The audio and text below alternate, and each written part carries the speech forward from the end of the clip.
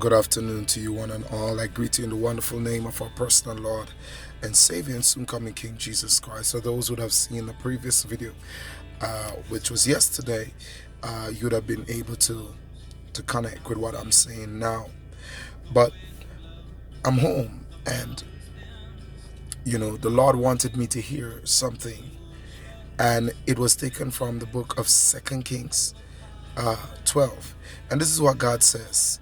Because if you remember yesterday, I was saying why the ministers are afraid to tell the people the truth. Because I know that there is a breach in the wall, right? So persons would be going to God, they're not ready. But hear what the Lord said.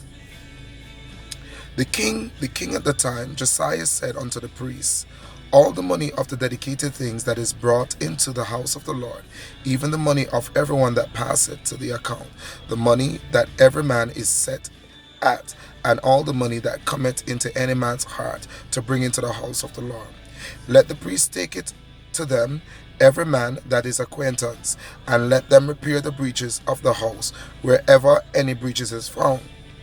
But it was so that the 3 and 12 year of Josiah the priest had not repaired the breach of the house.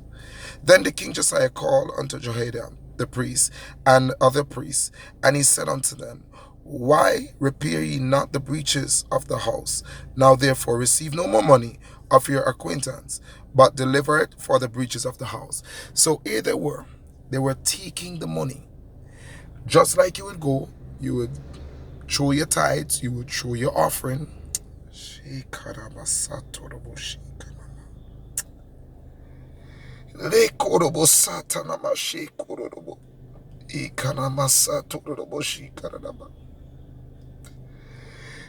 would have taken your money.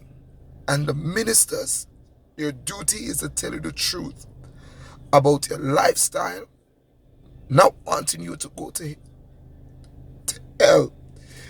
And instead of they tell you, because of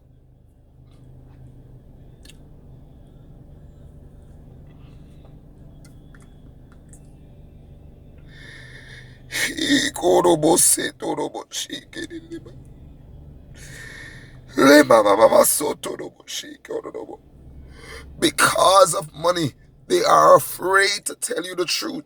Because now you just tied an offering.